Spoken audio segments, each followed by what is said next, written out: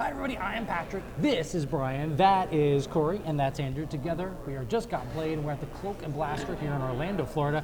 We just got done playing Town Builder. Coevorden. Coevorden. Andrew, how's this sound? We looked it up, and it means something. So find out what it means. Join us for Town Builder Coevorden.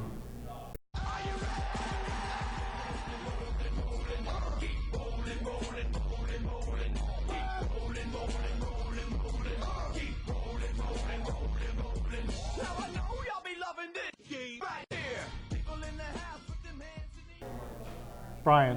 Yes. Could you please tell us about Town Builder Coevorden? Sure. Town Builder Coevorden is a 2 to 4 player town building Coevorden game. And it takes about 30 to 60 minutes to play. And it's basically, the basic mechanisms for the game is that there's a marketplace and you're going to be drafting cards from them. And then it's also a resource management game. Now, in the game, also there's award cards, which you can gain victory points for if you meet the certain conditions of the awards, so there's 2 of those. And there's also judge cards, which 3 out of 6 are randomly put into the deck, and the judge cards are also going to give you additional scoring conditions at the end of the game. The end of the game occurs after a set number of rounds, and I believe each round is basically every time you go through the deck. That's considered basically 1 round. And for a 4-player game, we had to cycle through the deck 3 times.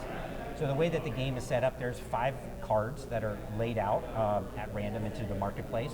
And basically these are representative of the buildings or the foundations that you're going to be drafting and building during your turn. Or the resources. And you can use them, they go both ways. Yeah. Generally, you've got 2 actions that you can take during your turn. You can start a foundation, which means if you draft one of the cards out of there, you turn it sideways and you put it into your, I think they called it your district, is what it was for the town, the portion of the town that you're building. And then you can also draft a card as not a foundation, but as a resource. And there was hay, coal, wood, all the different resources. Gold is not a resource according to the rule book. So once you have a foundation that's in play in your district, they have a cost to actually build the town. And as soon as you store all of the resources to build that town, it automatically converts to a building, which will get you points at the end of the game. In the top left corner, there's a certain score for just having the building itself.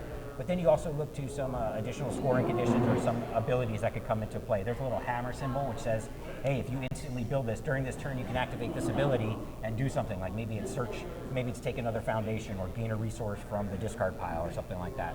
Oh, anytime you spend your resources when you're building your building from the foundation, everything is put into the discard pile. And the discard pile is something that's a very active area which people will be searching and pulling things back out of. The other thing you can do is, as mentioned, you can gain a resource. You can also take a card that has gold as a resource and store that underneath your family crest.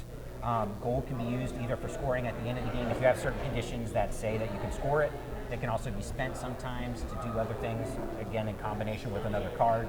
And also, sometimes to even take a card to use as a foundation, there's like a starting foundation cost which requires gold as well. So during your turn, you have 2 actions that you can do. However, sometimes you have a special ability, which everyone has the starting ability to move a resource between foundations, and there are these star abilities, or like a special ability. And sometimes when you complete a building, you'll get additional one of these star abilities, but you can only ever use one per turn. That's basically it, and it just goes round robin until you cycle through the deck a number of times, and then you score everything at the end of the game with the number of points.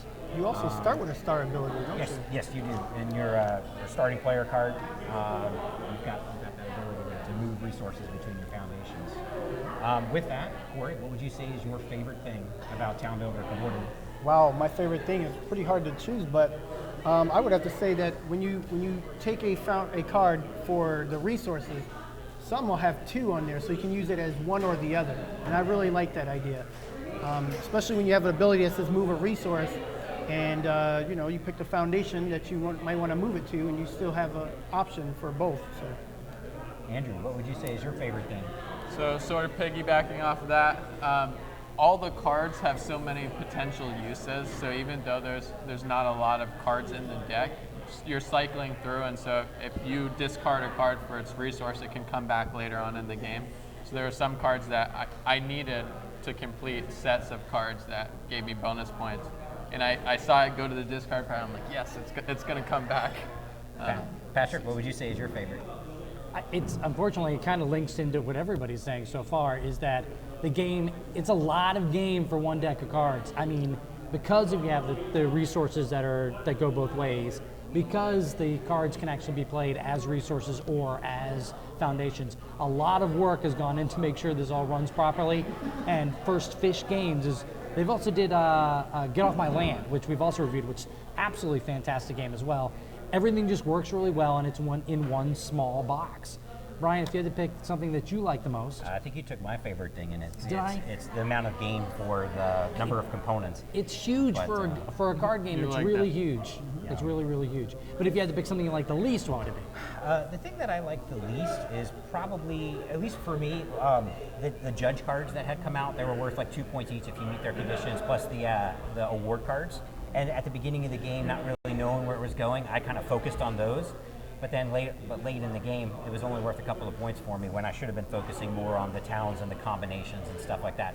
But going forward, I wouldn't make that mistake again. I would solidify my district a little bit more before worrying about the awards. So you were distracted by the judges. I was, yeah, very judgmental. Corey, if you had to pick something you liked the least, and I know both of you really liked, both Corey and Andrew really loved the game a lot.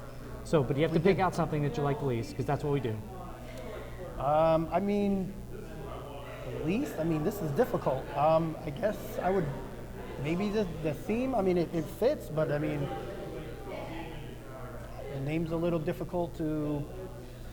Might be a little difficult. You told someone about the name of the game, and they go to look for it. You're like, how do you spell that again? And then so that part might be an issue. But other than that, I mean, Coevorden. Well, yeah. Coevorden. Andrew. So, of course, I like the game a lot. I think Corey and I are both going to back the Kickstarter and want the game. I think, piggybacking off of that, both being publishers and in marketing, I definitely think, though the name fits the theme and we looked it up and it makes sense. What does it mean, Andrew? Lloyd looked it up. He told me. It's like a cow pasture sort of thing, but the image on the box, the star shape, goes in with the Coevorden thing. But I felt like that name is going to be sometimes difficult for people to look up. So the name is what you're picking that you like the least. We liked everything. It's like, what do you want us to do? The game is really good, so I can't find anything else. We're nitpicking. I understand, and if I have to nitpick, if I have to pick something I like the least, I do feel like this is, at its core, a Euro game. So for an Ameritrashy person like myself, I feel like there's very limited play interaction. You can take something that somebody else is looking for to try to block them from achieving their goals, but you really Which do. is called hate drafting. Hate drafting, right? yeah. I learned a new word today. So you could hate draft somebody, but you are really focused on trying to build your own stuff, so that doesn't seem like it happens too much. So I would say if I had to pick something, it'd be limited, although not no, but limits your player interaction a little teeny bit. Yeah. Again, Town Builder Coevorden is coming to Kickstarter very, very soon, so make sure you head over there and covet your copy of Coevorden. Covet your Coevorden? Yeah. I'm Patrick. That's Brian, the pun master. That is Corey, and that is Andrew, also a very punny person. I want to thank you very much for watching Coevorden, Town Builder Coevorden, from the Cloak and Blaster.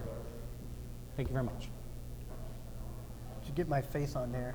I think is that an option? It would for be a enough. Kickstarter? Yeah, that'd be like 100 games that your face is in.